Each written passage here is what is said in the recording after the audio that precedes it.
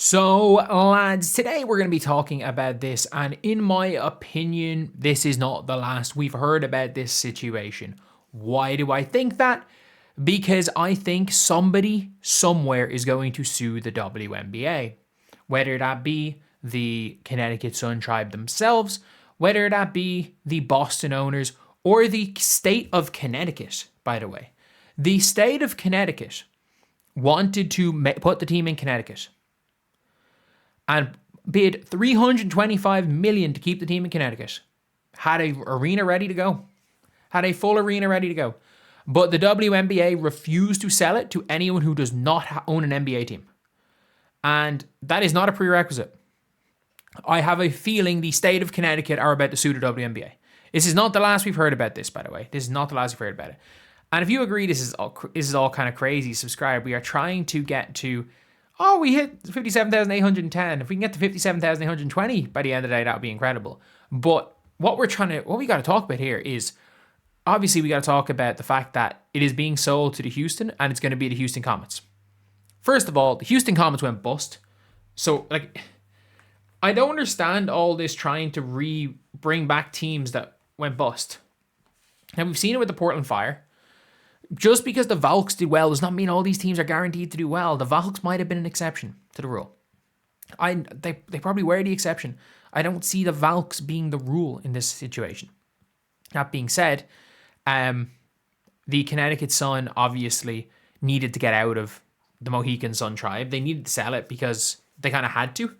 But the league forcing them to not go to Boston because they want an expansion fee for Boston in years, and they basically promised Houston the next team. Because they promised Houston the next team, they gave the Houston Comets, they gave Houston the team on the cheap. I'm not even going to say on the cheap, but yeah, $25 million cheaper. Never should you stuck your nose in Sun's business. Sale to Hartford was 100% viable. Houston will have a million times more competition and worse attendance. Yep. I can guarantee you, because again, for women's sport, UConn was the big one. The Connecticut Sun was the first profitable team ever in the WNBA. Not having a WNBA team in Connecticut, Boston, any of that area is crazy. The closest team to them now, I think, is the Liberty, which is hours and hours away. I'm trying to think how... Connecticut's not that far from New York, is it? But I'm is it quicker for me to fly and get to is it quicker for me to fly to New York? No. If you don't take into account showing up, if you could just rock up at any time in the airport and get a flight, it might be quicker for me to go to a WNBA game. I'm Irish. I'm based in Ireland. Actually, Toronto's only a 6-hour flight, so maybe it's quicker for me to get to Toronto than it is for some people to get to New York. They basically screwed over the state of Connecticut. The Houston Comets are back. At the end of the day, why New England should have a WNBA team? Why should they have a WNBA team? But they're not going to let them. It's going to be 7 years till Boston. And not only that, they waived the relocation fee. So basically, they said no to the Hartford one because Hartford... This was their why they said no for Hartford. Hartford didn't apply for an expansion team, so therefore they shouldn't be allowed to get a WNBA team. Why the fuck would there be two teams in Connecticut? They wanted to be the Connecticut Suns. They weren't even going to rename their team. They were still going to be the Connecticut Suns, and the league said no. The league said no. Why? Because they wanted to force a team to Houston. It's as simple as that. They wanted to force the team to Houston. And the the Boston owners, by the way, they said no to Boston because one, it wasn't an NBA owner. They've basically said the WNBA just said no. The WNBA just said no. They said no. They don't care. They actually don't care. They couldn't care less about the Sun Tribe. They couldn't care less. So the Sun Tribe have to take $25 million less than they were offered. And tough. It's tough because you can only sell your team to who we want to. They offered $325 million. Connecticut Group included Mark Lasry matched that offer, but Fertitta gets the Sun for $25 million less to move to Houston. Just maddening, prioritizing an NBA owner. They prioritize an NBA owner over the fans, over anyone else. And this is why I can never get into American sports, by the way. As in being an actual fan. Because your team can just move. Your team can just move. Like, people are like, oh, like, who are you a fan of the NBA? I was like, I'm a Heat fan, but I couldn't care less. I couldn't care less if the Heat are good or not. I actually don't care. Like, I'm a Leeds United fan. Yes, I'm from Dublin. My dad supported Leeds. Leeds is like my fucking second city. Like, I know my way around. I go over 10 times a year. I know my way around Leeds better than freaking any, even more than Dublin. I know my way around Leeds. It is, I'm not going to say it's like a second home, but it's like my second city. I'm there multiple weeks a year from all the times I go over to watch Leeds play.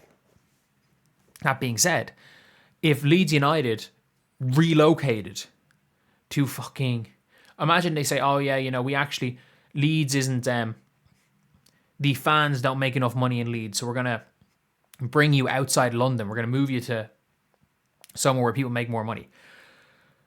Whatever team that becomes, I would never support them again. Like, you wouldn't be a fan. It's the reason why the MK Dons are the most hated club in England.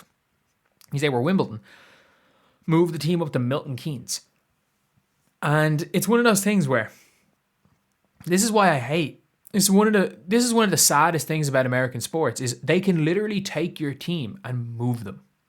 If they're like, oh, your city's not glamorous enough, they can move you. They can move you so far that that's no longer your local team. And that's scary. Like, for me, that's such a scary thing about being a fan. And that's the reason why, like, franchise, in my personal opinion, I don't really give a damn about being a fan of a franchise, because it's in the name. They're a franchise. They can move at any time. Like, never fall in love with a franchise because they can move. And in this situation, the state of Connecticut are overpaying for the Connecticut Sun in order to keep them there. And the WNBA are like, nope, we want them with the other side of the country. We want them in Texas. Where, by the way, the Houston Comets, for as good as they were, went bust. Yes, they went bust. So while the Sun Tribe saved the Orlando Miracle, was it the Miracle? They saved the Orlando team from going bust, made it profitable, while at the same time the Houston Comets was in the process of going bust. And the Houston Comets get their team back and they can't keep a team in Connecticut?